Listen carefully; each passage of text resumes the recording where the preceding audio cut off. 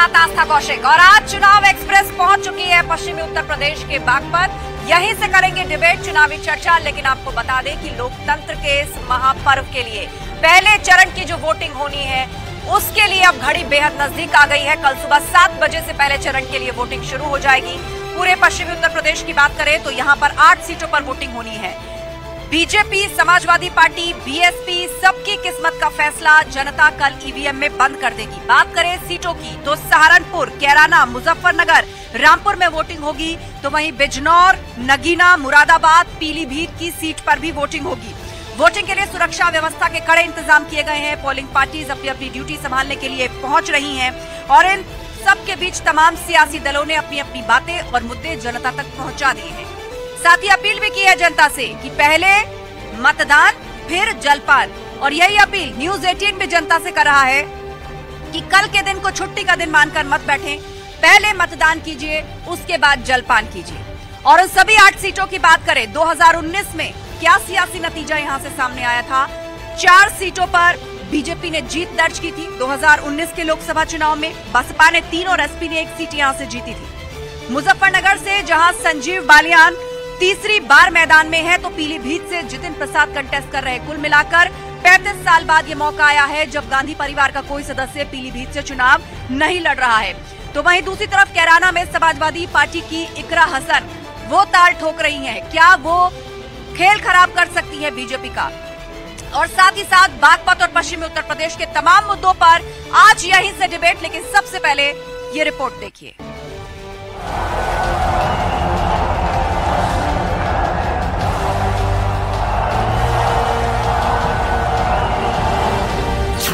पश्चिमी यूपी का दंगल, 8 सीट पर वोटिंग कल। मुस्लिम महिलाएं भी वोट कर रही हैं प्रधानमंत्री मोदी जी को।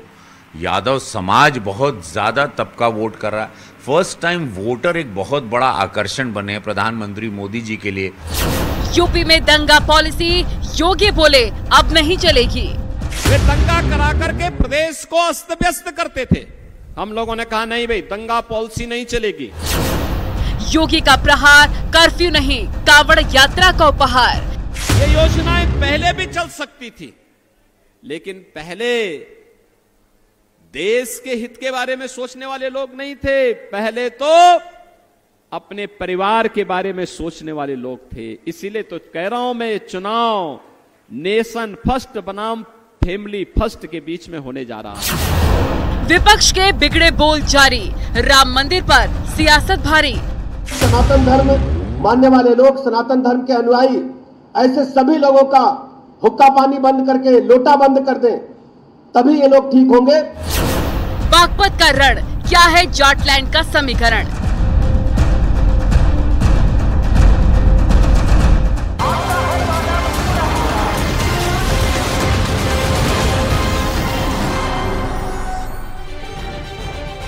और चलिए चर्चा की शुरुआत करते हैं। जोरदार तालियों के साथ स्वागत कीजिए सभी मेहमान का।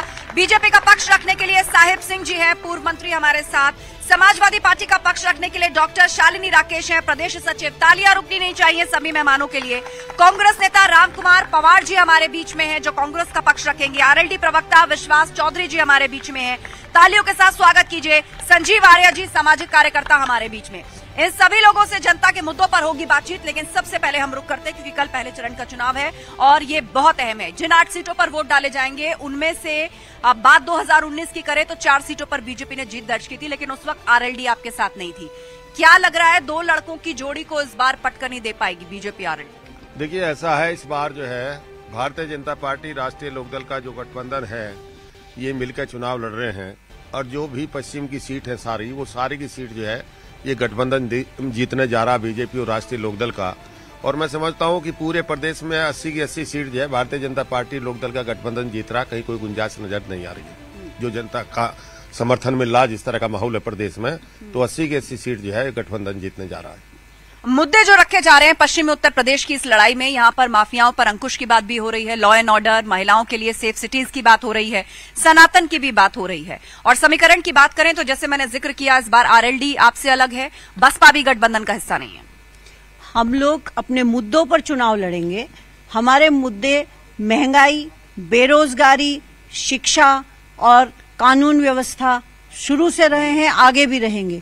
देश के अंदर बेरोजगारी चरम पर है, इतनी बेरोजगारी कभी नहीं रही है। आमजन जो है अब इस भाजपा सरकार से त्रस्त है और इस बार के जो चुनावी नतीजे होंगे वो चौंकाने वाले आने वाले। लेकिन आपने महंगाई की बात की, रोजगार की बात की, जाहिर तौर पर आप ये मुद्दे उठाते हैं, लेकिन इन मुद्दों का जिक्र तो आपने उपचुनावों में भी किया, विधानसभा चुनावों में भी किया, नतीजा आपके सामने है। देखिए, जो नतीजे होते हैं वो जनता धीरे धीरे चीजों को समझती जा रही है और इस बार मैं आपको विश्वास दिलाती हूं कि अगर ये ईवीएम की सेटिंग नहीं हुई तो 150 से ज्यादा सीटें इनकी कहीं से कहीं तक भी नहीं आने वाली हैं। जब भी आप ईवीएम का जिक्र करते हैं तो बीजेपी और कॉन्फिडेंट हो जाती है और उसका कहना यह है कि देखिए ईवीएम के लिए रोना शुरू हो गया। क्या विपक्ष ने अभी से हार स्वीकार कर ली है? सबसे पहले तो मैं आप लोगों की जो टीम की टीम है इसका स्वागत करता हूं कि आपने यहाँ आके गश्त किया। मेरा नाम चौधरी राम कुमार सिंह है और मैं अभी जो बात चल रही थी कल के चुनाव की, चूंकि मैं वहाँ मुजफ्फरनगर में चुनाव प्रभारी था हरिंदर मलिक के चुनाव का कांग्रेस की तरफ से, और मैंने पूरा चुनाव लड़ा है 8-10 दिन। मैं बता रहा हूँ अभी मैडम ने कहा है मुद्दे तो इतने हैं कि हम कहते कहते थक जाएंगे, सुनते सुनते आप थक जाएंगे। और पूरी जनता को मालूम है आज सबसे बड़ा मुद्दा जो है किसानों का है। किसान बहुत दुखी है और हमारे यहाँ किसान बैठे गन्ना बेल्ट है, यहाँ किसानों का पेमेंट नहीं हो रहा है। इन्होंने कितने वादे कर लिए, कितनी बार कह लिया कि हम कह लो, कोई नहीं करवा यानी गन्ना किसानों के पेमेंट का मुद्दा आप उठाएंगे, जिसे बीजेपी कहती रही है कि लगभग पेमेंट हो गया है। आरएलडी का रुख करते हैं। बताइए, पश्चिम में आपकी तो राजनीति ही किसानों और जाटों से संबंधित है, इस बार आप एनडीए में हैं, गन्ना किसान का मुद्दा बनेगा। कहीं ना कहीं इसको लेकर जब आंदोलन हुआ तो आप उन लोगों के साथ खड़े थे, आज आप क्या कहेंगे? आंदोलन हुआ पूर्व में, वर्तमान में या भविष्य में, इस वेस्ट यूपी में बगैर आरएलडी तो कभी कोई आंदोलन सफल नहीं हो सकता है।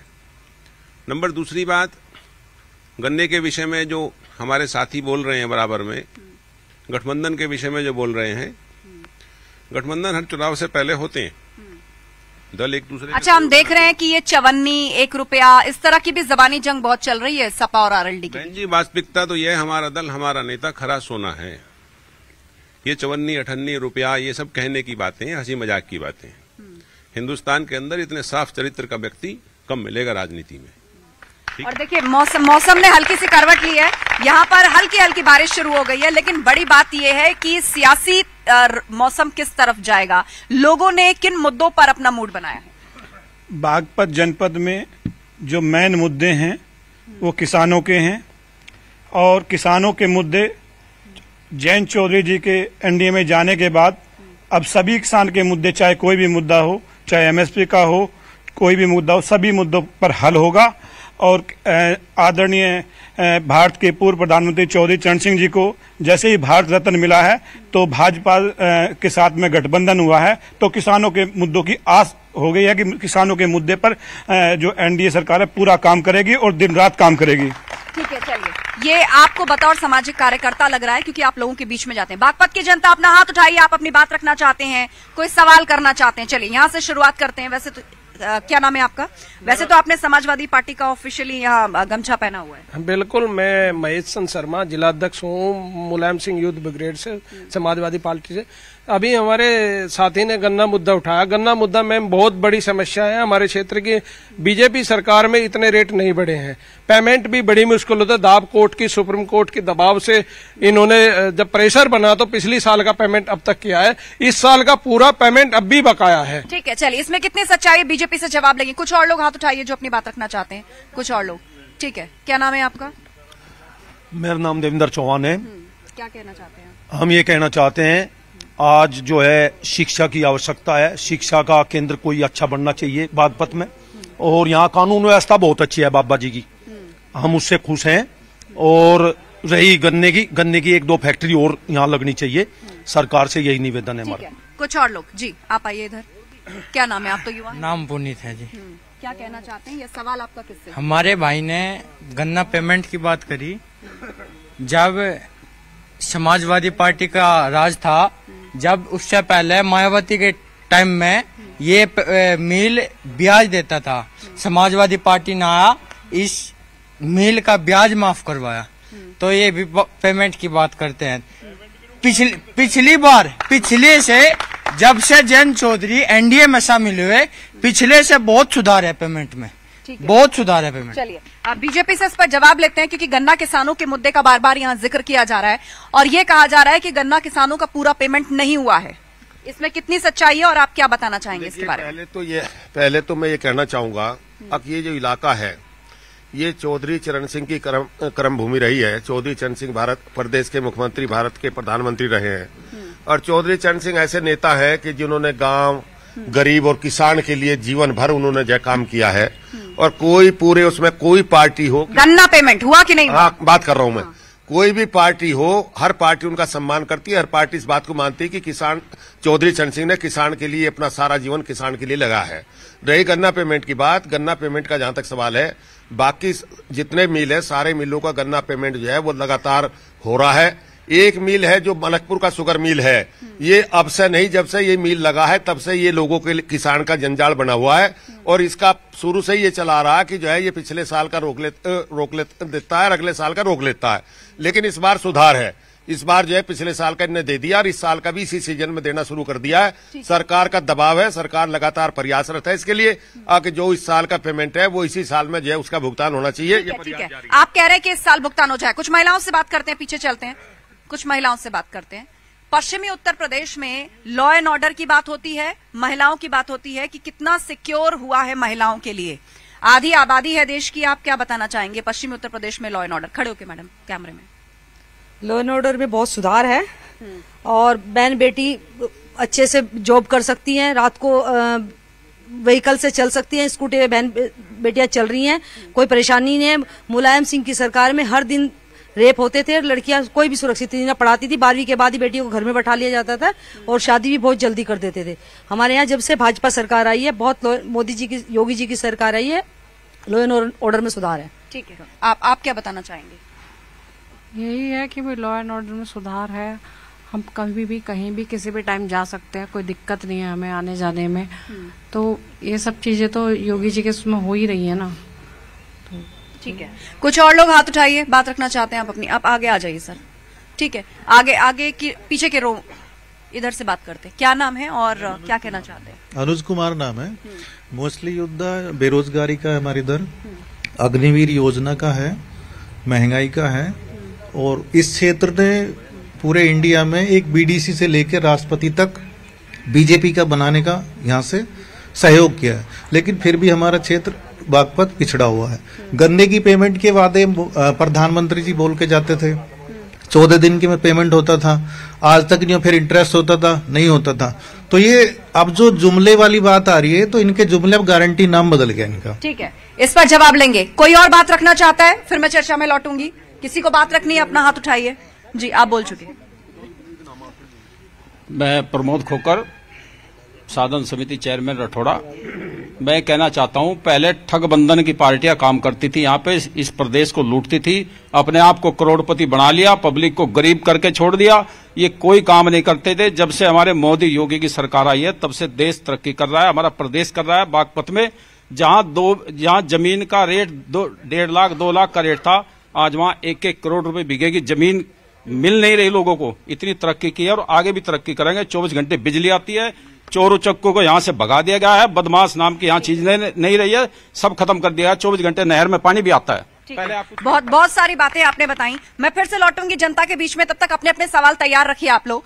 समाजवादी पार्टी और कांग्रेस इस पर टिप्पणी लेते हैं। लोगों ने तो पूरी लिस्ट गिनवा दी कि यहाँ क्या क्या हुआ है, कैसे उनकी जीविका में परिवर्तन आया है, आगे ही बढ़े हैं।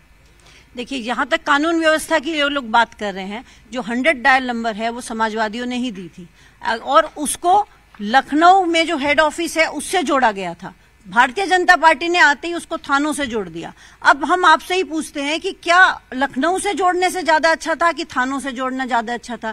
थाने में व्यक्ति जाता है और उसकी रिपोर्ट तक नहीं लिखवाई जाती है। जहां तक कानून व्यवस्था अच्छी करने की बातें की जा रही हैं, तो आप ये बताइए कि फिर यहाँ पे पुलिस चौकियों की आवश्यकता क्या है? पुलिस की तो कोई आवश्यकता ही नहीं है, सब कुछ बहुत अच्छा चल रहा है। ऐसा नहीं है, हकीकत ये है कि जितने भी चोर उचक्के थे वो भाजपा की वॉशिंग मशीन के अंदर जाकर के साफ सुथरे होकर के बाहर आ जाते हैं और वो सारे के सारे लोग उगाही का कार्य करते हैं। ठीक है, बीजेपी से इस पर कमेंट लेते हैं, बताइए, इस बात का जवाब दीजिए। देखिए, ऐसा है कि जहां तक सवाल है इस बात का कि कानून व्यवस्था यदि ठीक हो गई है तो चौकी पुलिस थानों की जरूरत क्या है। कानून व्यवस्था तो पुलिस के जरिए से ही तो ठीक हो रही है। हमेशा पुलिस के जरिए से ही कानून व्यवस्था ठीक की जाती है। सरकार की सख्ती है और सरकार, योगी सरकार की सख्ती है। योगी सरकार में जितने भी अपराधी थे वो या तो उनका राम नाम सत हो गया या वो जेलों में है। और अपराध जो है, जो अपराध होते थे, छोटे मोटे अपराध तो मतलब होते रहते हैं, जो बड़े अपराध थे, कोई बड़ा अपराध नहीं हो रहा है। लोग सुरक्षित हैं, शांति में हैं और बढ़िया लोगों का कानून व्यवस्था का बढ़िया काम चल रहा है। और थाने पुलिस के जरिए ही होता। थाने पुलिस तो रहेगी, वो कैसे खत्म हो जाएगी। प्रधानमंत्री मोदी और मुख्यमंत्री योगी आदित्यनाथ एक बात को बार बार दोहरा रहे हैं कि जो 2024 का चुनाव है ये परिवारवाद वर्सेस नेशन फर्स्ट का भी चुनाव है और घिरावे में गांधी परिवार भी है, कांग्रेस भी है और समाजवादी पार्टी भी है। जी देखिए, यहाँ जैसे हमारे मित्रों ने बताया है, बहुत अच्छी बात है। जहां तक बीजेपी का सवाल, जब से बीजेपी यहाँ आई हुई है इस देश में, तब से जो गरीब है वो गरीब होता जा रहा है, जो अमीर है वो बहुत ज्यादा अमीर होता जा रहा है।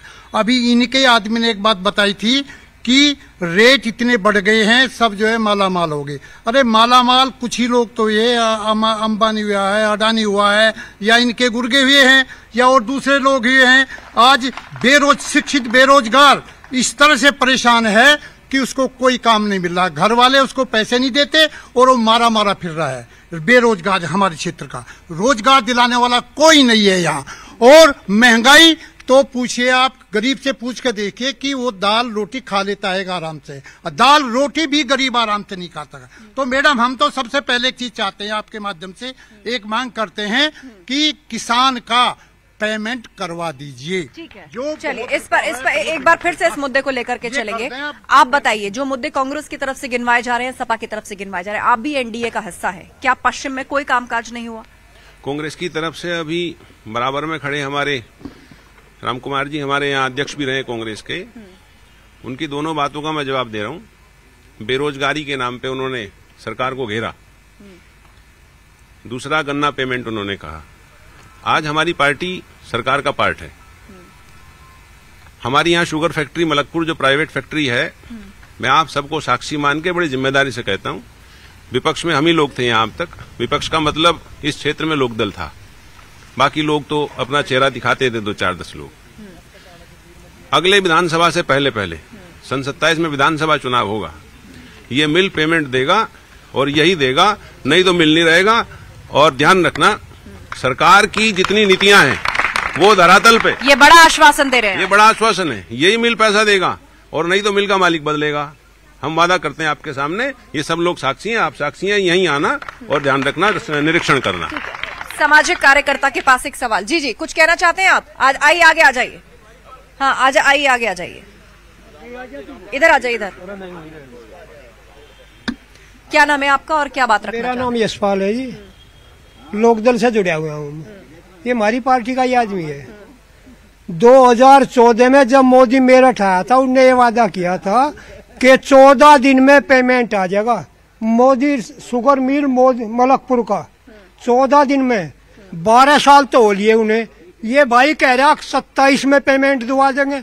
27 लोग किसान मर ना जाएंगे, फिर पेमेंट को अपने कर लीजिए, अपने पेमेंट दुआ के दोगे तुम। ठीक है, आप कह रहे थे कि सरकार बनने दीजिए, या तो वो मिल वाला रहेगा या मिल का मालिक बदल जाएगा। वो पूछ रहे इतने साल से बाट जो रहे हैं पेमेंट। जो बाबूजी अपनी बात कह रहे हैं उनका बेहद सम्मान है, हमारे बड़े हैं। सन 14 से अब तक हमारी पार्टी सरकार का हिस्सा नहीं थी। एक बात, सन 27 में मैंने पेमेंट की कोई बात नहीं कही। अपनी जानकारी दुरुस्त करें, पेमेंट अभी होगा, समय पे होगा। सन 27 से पहले जितने विकार इस शुगर फैक्ट्री में हैं वह सब दूर होंगे। हम बहुत जिम्मेदारी से फिर कह रहे हैं आपके साथ। कौन से मुद्दे इस वक्त वोटिंग में जनता जहन में रखने वाली है, क्योंकि राम लहर की भी बात हो रही है? बागपत जो है पूरी किसान बेल्ट है, आदरणीय चौधरी चरण सिंह जी की एक बेल्ट है। और ये जो किसान बेल्ट है, तो यहाँ किसान का भी बेरोजगारी का भी दोनों मुद्दे हैं। जब चौधरी साहब सरकार में नहीं थे, जयंत चौधरी जी, किसानों की आवाज नहीं उठती थी। अब चौधरी साहब जाएंगे एनडीए के साथ में, तो किसानों की बात अंदर जाके बात करेंगे, सरकार के अंदर जाके बात करेंगे। और ये एज ए सामाजिक कार्यकर्ता और एज ए आरएलडी कार्यकर्ता होने के नाते मैं ये भी आप बताना चाह रहा हूँ, चौधरी साहब जो हैं बेहद ईमानदार पार्टी के और ईमानदार उनके प्रत्याशी हैं, कहीं कतई इसमें कोई गुंजाइश वाली चीज। तो आपको पूरी उम्मीद है, आप आश्वस्त हैं। जनता के बीच से इतना पार्टिसिपेशन स्लो क्यों है? हाँ आइए आप आइए, मैं आपके पास भी आती हूँ। जी क्या नाम है और अपनी बात? मेरा नाम जितेंद्र सिंह तोमर है, मैं सामाजिक कार्यकर्ता हूँ। मैं एक बात बताना चाहता हूँ, इस प्रदेश के पूर्व मुख्यमंत्री अखिलेश यादव जी पूर्ण रूप से कंफ्यूज हैं। इन्होंने अपनी पार्टी का अब तक 4-5 चेहरे बदल लिए जो कद्दावर नेता हैं। इन्हें तो हिम्मत भी नहीं जुटा पा रहे लोकसभा चुनाव लड़ने की। और मैं एक बात कहना चाहता हूँ, पश्चिमी उत्तर प्रदेश में चौधरी चरण सिंह की कर्म भूमि है, पूरा उत्तर प्रदेश ही। चौधरी चरण सिंह ने प्रधानमंत्री कुर्सी पे बैठकर हमेशा सर्व जातीय का सम्मान किया और उत्तर प्रदेश की 80 मत 80 सीट जीतेगा गठबंधन और 400 पार का नारा, चौधरी चरण सिंह अमर रहे। मैं आत्माराम मौर्य, अभी शिक्षा की बात आई थी, मैं कहना चाहूंगा कि हमारे सांसद सतपाल जी ने प्रयास करके यहाँ पर एक केंद्रीय विद्यालय खोला और एक आश्रम पद्धति स्कूल खोला, बहुत मॉडर्न स्कूल है। तो शिक्षा के क्षेत्र में भी यहाँ बहुत विकास हुआ है। और उसके अलावा आप यहाँ की सड़कें देख लीजिए, यहाँ की लाइब्रेरी देख लीजिए, यहाँ के और ओपन जिम देख लीजिए। तो इस तरह के जितने भी विकास हैं हमारे जनपद में बहुत ज्यादा विकास हुए हैं। और जब से ये सरकार आई है तब से कानून व्यवस्था भी बहुत सुधरी है, किसी प्रकार की किसी को कोई दिक्कत नहीं है कानून व्यवस्था में। कुछ और लोगों से बात करें। जी सर, क्या नाम है आपका और सवाल पूछना चाहते हैं या अपनी राय देना चाहते हैं? मेरा नाम राजपाल शर्मा है, समाजवादी पार्टी का उत्तर प्रदेश सचिव हूँ। मैडम कुछ मुद्दे हैं, मुद्दा है महंगाई का, मुद्दा है बेरोजगारी का, मुद्दा है पकोड़े तलवाने का, मुद्दा है थाली बजाने का, मुद्दा है मैडम लोगों को कहने का कि रोजगार कोई नहीं चाहिए। 10-10 साल हो गए, 10 साल हो गए सरकार को आए हुए, एक लड़के को रोजगार नहीं मिला। 30 लाख नौकरियां खाली पड़ी हैं, किसी ने एक लड़के को, नौजवान को रोजगार नहीं दिया। क्या है ये? क्या गवर्नमेंट चल रही है ये गवर्नमेंट लोगों के मुद्दों से ध्यान भटकाती है और इधर उधर की बातें करके उड़ जाती है। भ्रष्टाचार भ्रष्टाचार भ्रष्टाचार भ्रष्टाचार में आकंठ डूबे हुए हैं लोग। सारे देश का पैसा इनके पास है। बहुत सारे मुद्दे आपने उठा दिए, इनका जवाब बीजेपी से ले लेते हैं। यहाँ भ्रष्टाचार की बात उन्होंने उठाई है, रोजगार की बात ये लोग कर रहे हैं। देखिए, रोजगार का जहां तक सवाल है कि रोजगार जो है सरकार के स्तर पे जो रोजगार दिए जा सकते हैं वो सरकार रोजगार दे रही है। शिक्षा में भी रोजगार मिले हैं, पुलिस में भी रोजगार मिले, बाकी महकमों में भी मिले, सरकार रोजगार दे रही है। रही जो बेरोजगारी की बात उठ रही साहब, बेरोजगारी हो रही है तो बेरोजगारी जो है ये 10 साल में जो एनडीए की सरकार है, बेरोजगारी खाली इसमें तो ही नहीं है। बेरोजगारी तो पहले भी थी, बेरोजगारी तो चली आ रही है। तो बेरोजगारी जो है सरकार उसका प्रयास कर रही है, बेरोजगारी दूर करने का, रोजगार देने का सरकार की तरफ से प्रयास है। बेरोजगारी ऐसी नहीं है कि इसी 10 साल में पैदा हुई है, बेरोजगारी तो पहले से चली आ रही है और उसे दूर करने का प्रयास किया जा रहा है। चलिए, कुछ और लोग पूछना चाह रहे हैं, उसके बाद चर्चा में लौटते हैं। जी मैडम, हमारे माननीय मंत्री जी, पूर्व मंत्री साहब ने बताया कि बेरोजगारी मंत्री साहब, मैं ये कहना चाह रहा हूँ कि उन युवा से पूछो जिनकी उम्र 18 साल से अब 25 साल के बीच है, जो बेरोजगार हुए और 10 साल में कितनी नौकरी निकाली है आपने? सारे पेपर आउट, हाई स्कूल का पेपर आउट, आपकी नौकरी का पेपर आउट, आपकी किसी चीज भी देखो हर चीज का आउट। कौन सी भर्ती आपने कंप्लीट की है? इन युवाओं का भविष्य क्यों डुबा रहे हो बीजेपी वालों? ठीक है, पेपर लीक, नकल, इस पर भी आपसे सवाल होगा। मैडम देखिए, वर्षा नाम की एक लड़की थी, 7 साल के बाद में पुलिस में भर्तियां निकली। वो लड़की जब पेपर आउट हो गए तो उसने आत्महत्या कर ली। और उसके परिवार पर क्या बीती होगी? एक लड़का जिसने अपनी सारी डिग्रियां जला दी, उसने कहा कि इन डिग्रियों का क्या मायने है जब मुझे रोजगार नहीं मिल सकता है।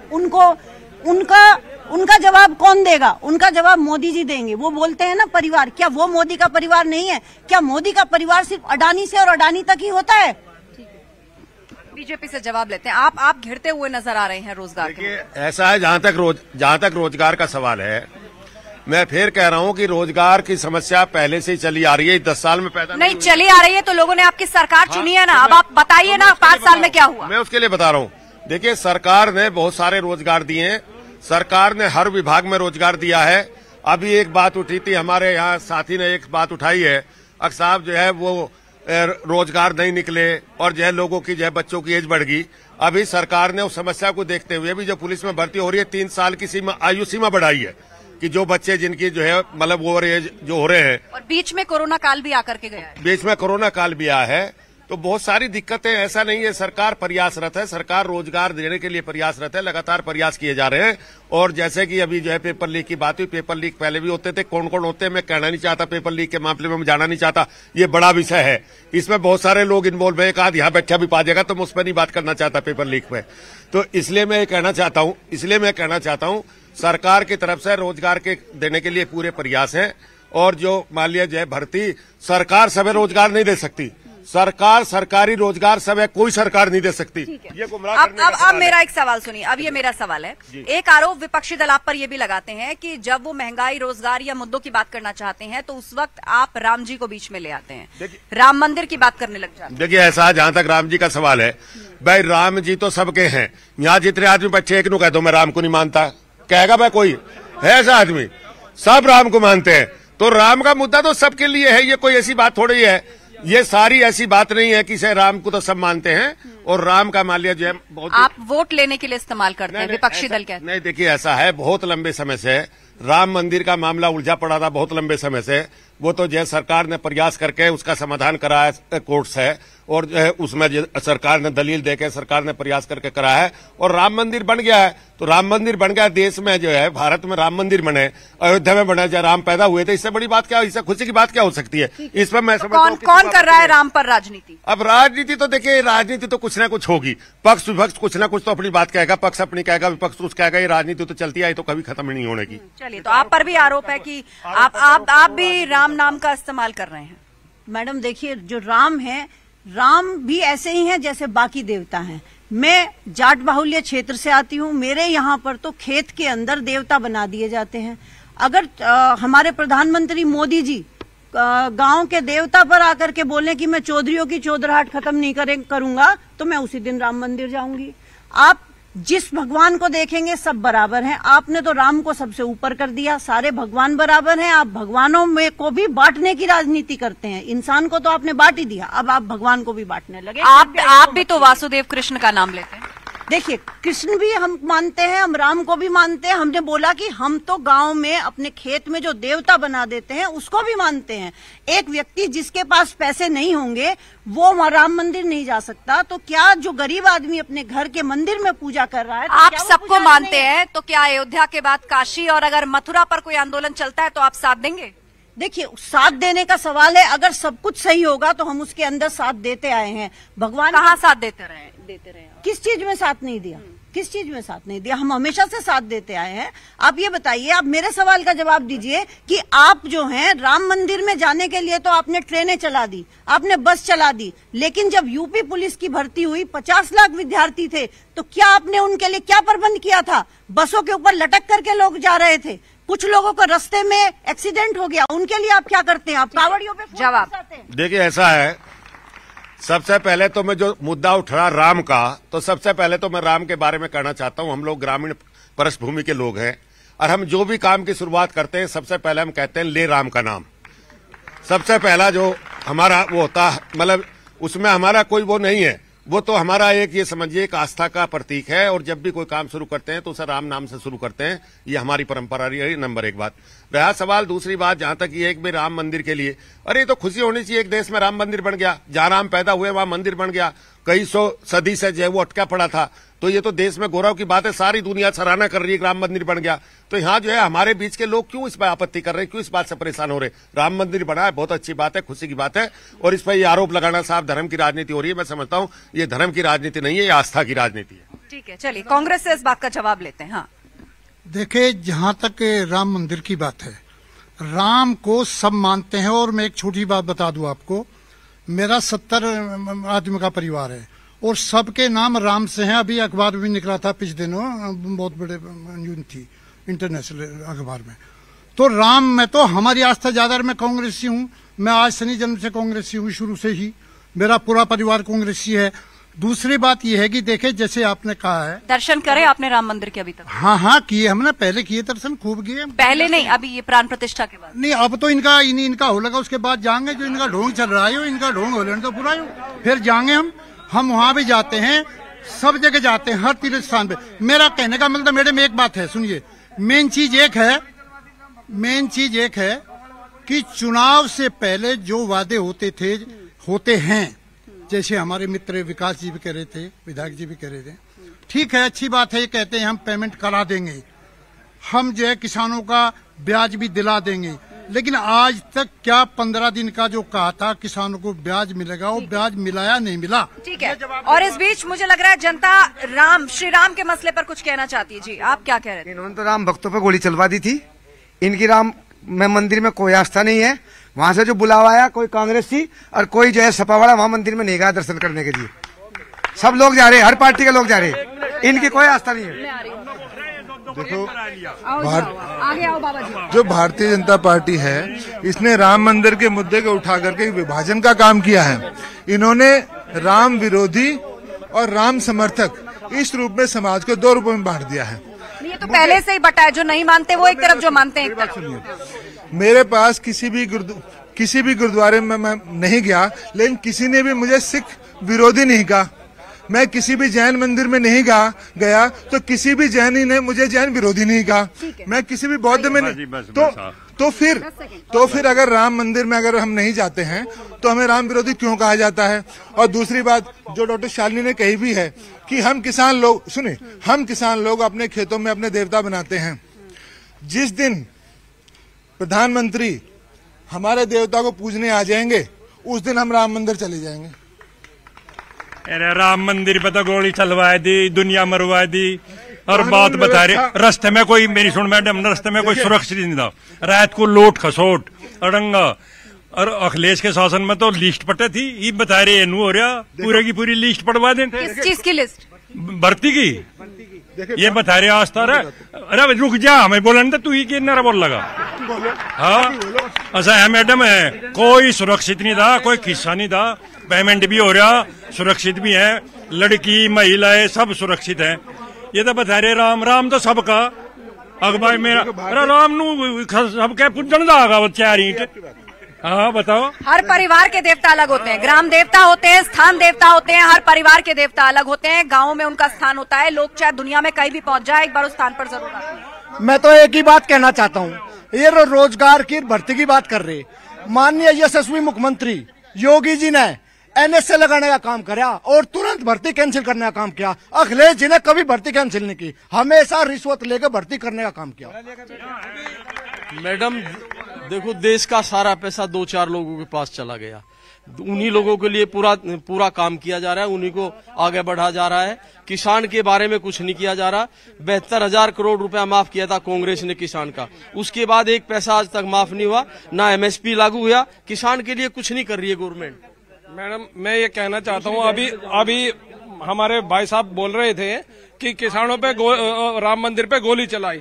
गोली तो अब 750 किसान मर गए धरना दे के, उन पे रबड़ की गोली भी चली, उनके ऊपर ट्रैक्टर भी चले, उन्होंने लाठियों से पीटा भी, वे मर गए। उनका जिम्मेदार कहाँ है? ये भाजपा सरकार अब क्यों नहीं बोल रही है? इन किसानों पे बोलो ना।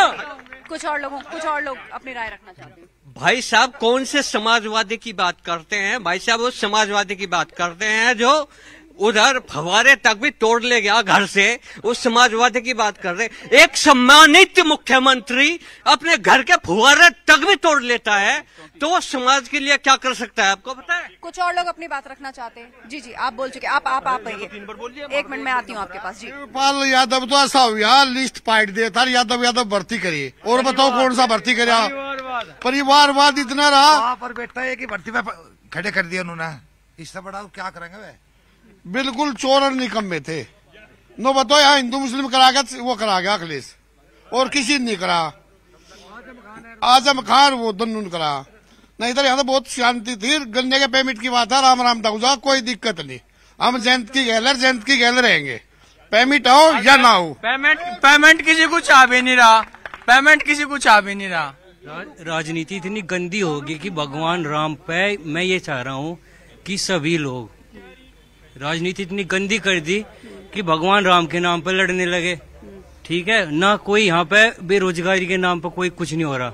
ठीक है, सीधी बात यह है कि हम दिन सब समाज सुधर जाओ।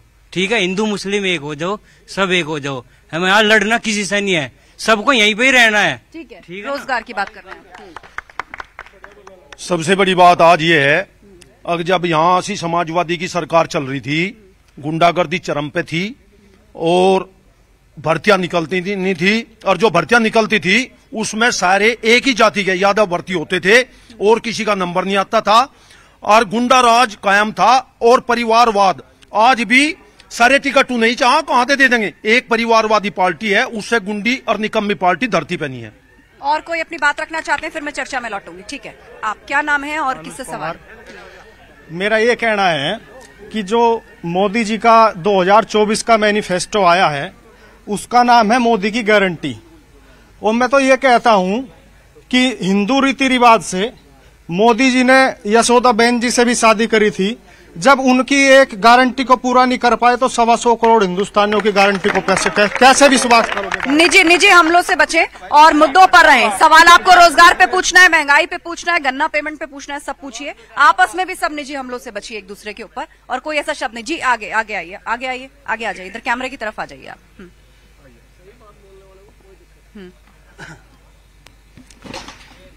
बोलिए। सभी महानुभावों को मैं नमस्कार करते हुए, मैं एक एक्स सैनिक हूं और सैनिक की कोई जात और धर्म नहीं होती। There is no question why neither to give up die but only to do and die. सैनिक के लिए कोई जाति धर्म नहीं होता।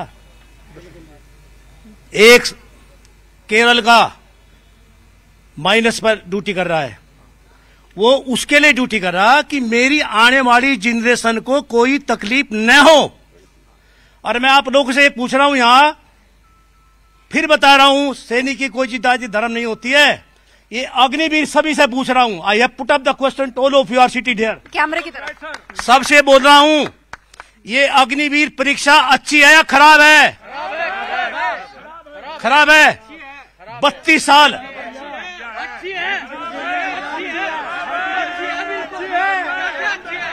दोनों तरफ की बातें हैं, लोगों की अपनी अपनी राय है।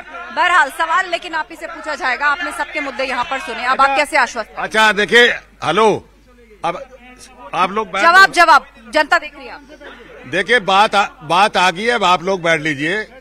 देखिए जहां तक अग्निवीर योजना का सवाल है, अग्निवीर योजना इस देश में लाई गई, और अग्निवीर योजना जो है वो जिस भी परिस्थिति में लाई, जिस भी सलाह मशवरे से, जिस भी आधार पे, जिस भी सुझाव पे आई है, सरकार जो है उसमें सुधार का प्रयास कर रही है, उसमें सुधार किए जा रहे हैं, उसमें लगातार सुधार किए जा रहे हैं।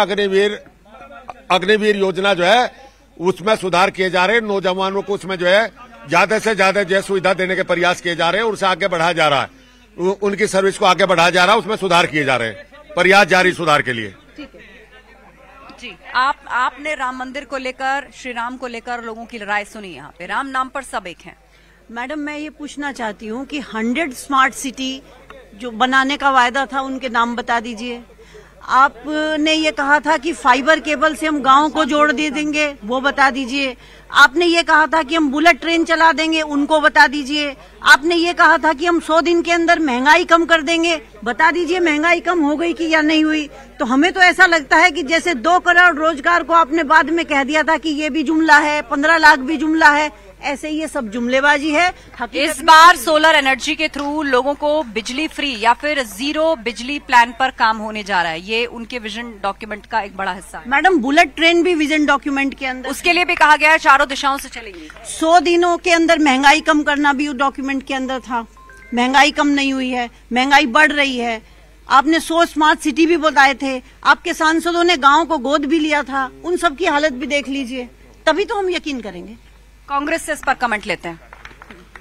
देखिए मेरा कहना यह है, मेन रूप से चुनाव से पहले जो वादे भारतीय जनता पार्टी करती है, उन सभी वादों पे एक भी वादा आज तक खरा उतरा के मुझे जवाब दे दो कोई बस। उनके पोस्टर पर लिखा है जो कहा वो किया। हाँ, जो उन्होंने कहा वो 370 की भी बात करते हैं वो, राम मंदिर की भी बात करते हैं वो, लॉ एंड ऑर्डर की भी बात। देखिए राम मंदिर उन्होंने नहीं बनवाया, तो कोर्ट के आदेश थे, कोर्ट के आदेश से राम मंदिर बना। उन्होंने कहा राम मंदिर बनवा दिया और सबकी आस्था है। दूसरी ये है, हमारा कहना ये है कि इसके अलावा जो कांग्रेस ने जो वादे किए, कांग्रेस ने 72,000 करोड़ माफ किया या नहीं किया? किसानों का बिल माफ केवल और केवल कांग्रेस पार्टी ने किया। उत्तर प्रदेश क्या में कर्ज माफी किसानों का जीवन स्तर सुधारने के लिए कोई परमानेंट सॉल्यूशन है? बार बार विपक्षी पार्टियां पूछती हैं कि हमारे बाद किसी ने उनका कर्ज माफ नहीं किया।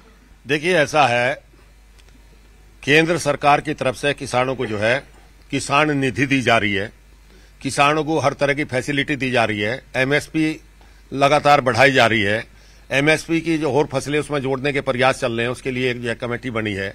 तो सरकार किसान के हित के लिए काम कर रही है। दूसरी बात यह है, अब चूंकि चौधरी साहब का बुनियादी जो मुद्दे रहे वो किसान के रहे हैं, लोकदल जो है किसान के मुद्दे उठाता रहा है, अब लोकदल भी साथ जुड़ गया है। तो जो किसानों के मुद्दे हैं, चूंकि हम लोग किसान हैं, हमारी बुनियादी किसान है, तो हमारा भी जो है, मैं खुद किसान हूं, तो हम जो है किसानों की जो समस्या है उसके लिए हम लोग प्रयासरत हैं, और जो किसानों की जो भी समस्याएं होगी उन पर विचार हो रहा है, उनका समाधान होगा। ठीक है, जनता के बीच से मेरे पास लास्ट 2 मिनट का वक्त है। ठीक है, 20 सेकंड, उसके बाद जनता की बात सुनेंगे। 2 मिनट। मैं एक बात कहना चाहता हूँ। हम इंटर में पढ़ते थे, चौधरी चरण सिंह जी आए थे, हम छोटे छोटे थे, और उन्होंने केवल और एक बात कही थी कि किसानों, एक बात तुम्हें कहता हूँ, तुम सब जगह चले जाना, लेकिन जो आरएसएस है नहीं, इसके साथ मत जाना। और आज ये उसी चलिए, इसी सवाल का जवाब आपसे ले लेते हैं। सवाल का जवाब है, इतिहास गवाह है, चौधरी साहब जब प्रधानमंत्री थे उनका कार्यकाल शॉर्ट क्यों रहा? इन्हीं की पार्टी के कारण रहा, नहीं तो ये देश सोने की चिड़िया कभी पहले ही बन गया होता। ये झूठ बोल रहे हैं। चौधरी साहब के राजनीति में जो नुकसान किया वो इन लोगों ने किया।